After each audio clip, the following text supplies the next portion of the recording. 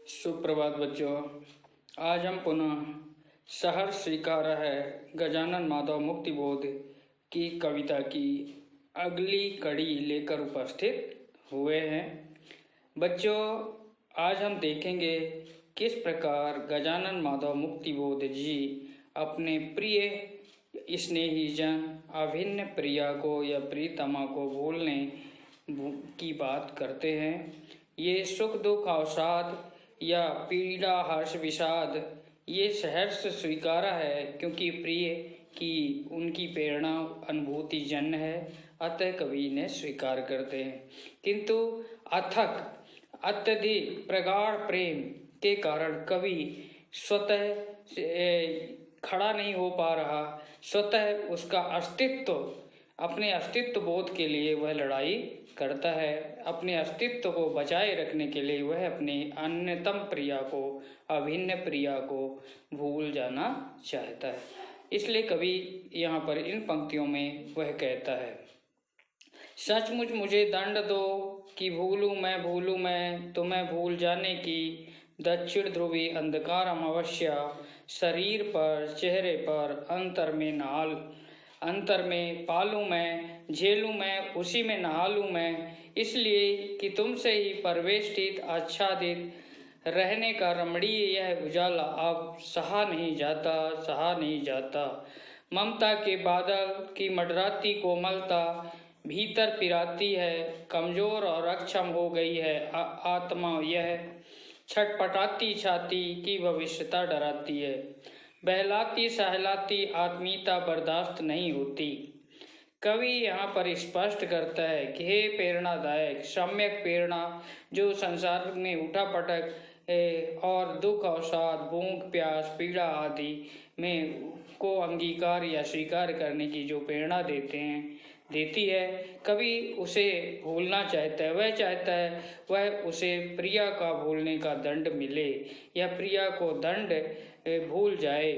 वह दंड इसलिए स्वीकार करने के लिए तत्पर है कि प्रिया को भूलने का अंधकार कवि दक्षिण ध्रुवी पर होने वाली 6 मास की रात्रि के समान होनी चाहिए। क्योंकि कवि यहाँ पर कहता है कि मैं शरीर पर, अंतरात्मा पर और हृदय पर झेलूं और उस पीड़ा, उस दंड में पूरी तरह से डूब जाऊं। क्योंकि कवि कहता है कि प्रिया का प्रीतम स्नेह और उजाला उसे जो घेर रखा है, अब वह उजाला असहनीय हो गया है। कवि कहता है तुमसे ही परवेष्टित, तुम्हारे ही कारण चारों ओर आच्छादित ढका हुआ रमणीय यह उजाला, कवि यह प्रकाश कवि को सहा नहीं जाता। कवि कहता है बड़ा असहनीय हो गया है, क्योंकि प्रिया की ममता और स्नेह के बादल, उसकी कोमलता सदैव उसे भीतर, उसके अंदर रहती है, और भीतर जब मडराती है, भीतर रहती है, तो कवि कहता है कि इस कारण से प्रिया के अन्यतम या प्रगाढ़ स्नेह के कारण, उसके ऊपर वरद हस्त होने के कारण कवि कहता है मैं पूरी तरह से अपने आप को अक्षम महसूस कर रहा हूँ। यानी कवि अपने आप को शिथिल इसलिए मानता है कि कवि कहता है कि तुम्हारे कारण मेरी आत्मा बहुत असमर्थ हो गई है। भीतर ही भीतर वह डरता है। कवि यह सोचता है कि कभी अगर अलग होना पड़े, कवि कहता है कभी अलग होना पड़े या अलग हो जाए वह अभिन्न प्रिया से, आत्मीय जन से, तो वह अपने अस्तित्व का बचाव कैसे करेगा, वह अपने आप को बचा के कैसे रखेगा, उसका जीवन कैसे बचा रहेगा। इसलिए वह अपने अभिन्न प्रिया का इस तरह बहलाना, स्नेह करना, सहलाना, आत्मीयता कवि को बर्दाश्त नहीं होती। तो कवि अपने स्वबोध के लिए लड़ता है। कवि अपने अस्तित्व को बचाए रखने के लिए अपने अभिन्न प्रिया को भूल जाने की बात करता है। इसलिए कवि कहता है कि भूल जाऊं और मुझे दंड मिले, मैं तुम्हें भूल जाऊं और मुझे दंड मिले, इतना घोर दंड मिले, अंधकार ध्रुवों पर होने वाली 6 माह की रात और 6 माह के अंधेरे, यानी दिन में 6 माह पूरा गहन अंधेरा रहता है और उनके खोए और विवरों में खो जाऊं, वहाँ पर ऐसी स्थिति हो कि पूरी तरह उसमें डूब जाऊं। और कवि कहता है यह आत्मीयता अब भी बर्दाश्त नहीं होती, उसी में डूबूं नहा लूं। और कवि कहता है कि तुमसे ही यह मेरा जीवन है और यह तुम्हारे कारण, तुम्हारी आत्मीयता के कारण मेरी आत्मा अक्षम और कमजोर हो गई है। मैं स्वतः खड़े होने की सामर्थ्यता मेरे में नहीं है। अतः कवि स्वतः अकेले ही अपना अस्तित्व बचाए रखने के लिए अपने प्रिया से अलग होकर खड़ा होना चाहता है। कि कवि सोचता है, विचार करता है कि कभी उसकी प्रीतमा नहीं रही तो वह फिर कैसे समाज में रहेगा, या संसार में कैसे निर्वाह कर पाएगा, या संसार में कैसे उसके बिना रह पाएगा। अतः कवि पहले से रहने की, अपने प्रीतम के बिना, अपने प्रीतमा के बिना रहने की बात करता है कि उसके बिना भी जीवन जी सके। यहाँ पर कवि इस बारे में बात कही है। कवि ने अत्यधिक स्नेह, अत्यधिक मोह से वह अलग होना चाहता है। कुछ विशेष बातें कवि ने इसमें संबोधन शैली का प्रयोग किया है। कवि की ये खड़ी बोली की सशक्त अभिव्यक्ति है जिसमें तत्सम शब्दों की बहुलता मिलती है। साथ ही वह अपने अभिन्न प्रिय के स्नेह, प्रगाढ़ स्नेह, अत्यधिक मोह से वह अलग होना चाहता है। अंधकार अमावस्या में ये निराशा के प्रतीक हैं। साथ ही ममता के बादल दक्षिण ध्रुवी अंधकार अमावस्या में रूपक अलंकार है। ममता रूपी बादल, दक्षिण ध्रुवी रूपी अंधकार अमावस्या, अंधकार रूपी अमावस्या। छटपटाती छाती में यहाँ पर अनुप्रास अलंकार है। बहलाती सहलाती में पद मैत्री या स्वर मैत्री अलंकार है, या फिर अंत्यानुप्रास अलंकार की बात हम कर सकते हैं। कवि ने अपनी कोमलता और अपनी आत्मीयता का, कोमल आत्मीयता का मानवीकरण किया है यहाँ पर। साथ ही सह नहीं जाता इस प्रकार कहने के कारण वो अपने अंतरात्मा के दर्द को मुखरित किया है, स्पष्ट किया है, यानी अंतरात्मा की गहराई का पता चलता है।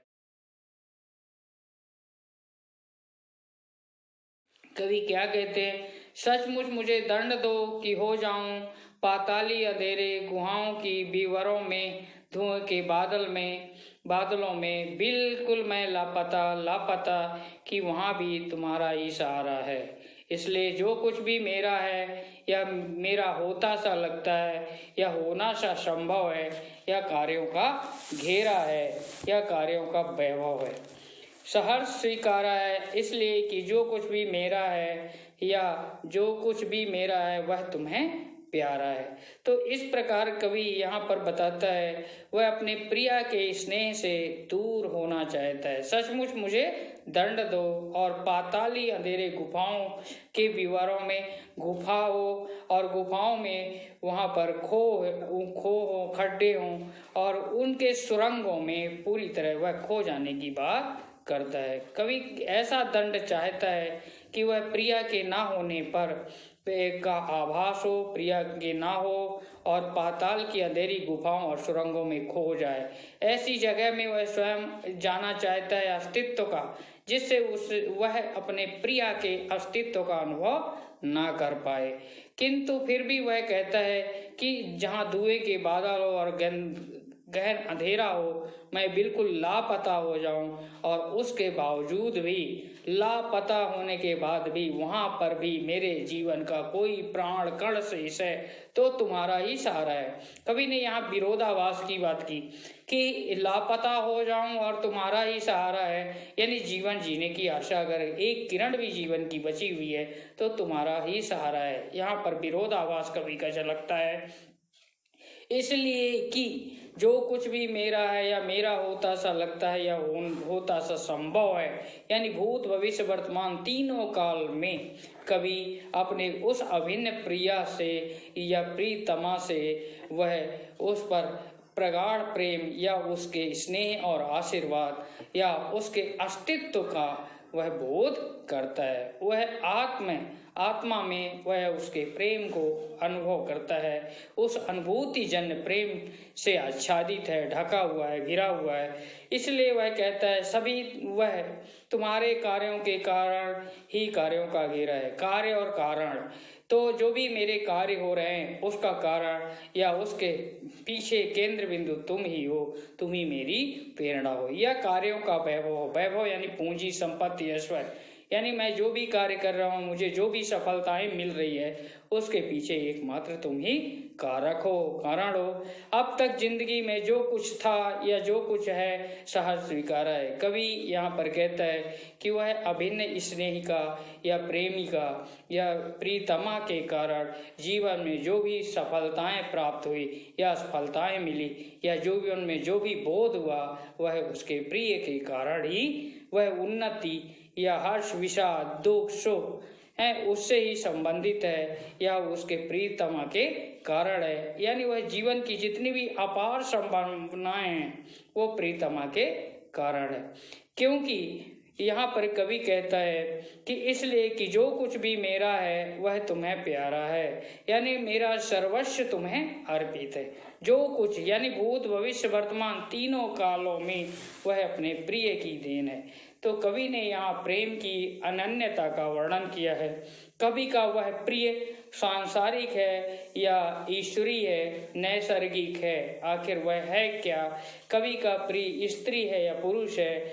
कवि ने इसको भी अभेद छुपा कर रखा है, इसको भेद को स्पष्ट नहीं किया है। अतः इस कविता में पूरी तरह से रहस्य कि आखिर कवि का वह प्रिय कौन है, वह तुम या वह कौन है। जिन संबोधन का प्रयोग कवि ने किया है, आखिर वह संबोधन किसके लिए किया गया है। दंड 2 में अनुप्रास अलंकार है। पाताली अंधेरे व धुएं के बादल में ये उपमान प्रयोग किए गए हैं विस्मरण के लिए या विस्मृति के लिए या भूल जाने के लिए। कवि अपने व्यक्तित्व के निर्माण के लिए अपने प्रिया के योगदान को स्वीकार करता है और उसे भूल जाने की बात इसलिए करता है कि वह अपने व्यक्तित्व और स्वयं को स्थायी बना सके और उसके बिना जीने की संभावनाएं हों या उसके बिना जीने सकने की सामर्थ्यता उसमें आ जाए। काव्यांश में खड़ी बोली की मुखर अभिव्यक्ति हुई है। तत्सम शब्दावली का प्रयोग है। कवि ने मुक्तक छंद का प्रयोग किया है। तो इस प्रकार से पूरी कविता में कवि गजानन माधव मुक्तिबोध अपने प्रिय के अनन्य प्रेम को मुखरित करते हैं और उसी से अपने आप को सारा वो पाते हैं। इस तरह से यहाँ पर कवि ने अपने प्रिय को स्मरण करते हैं और स्मरण करने के साथ रस की बात करें तो यहाँ पर शांत रस की अभिव्यक्ति हुई है। और कई जगह पर जब प्रिय का बोध होता है तो वह श्रृंगारिक बन पड़ा है, वहाँ श्रृंगारिक और शांत रस का प्रयोग सामंजस्य पूर्वक हुआ है। बच्चों, आज की का पाठ्यांश हम यही समाप्त करते हैं। धन्यवाद।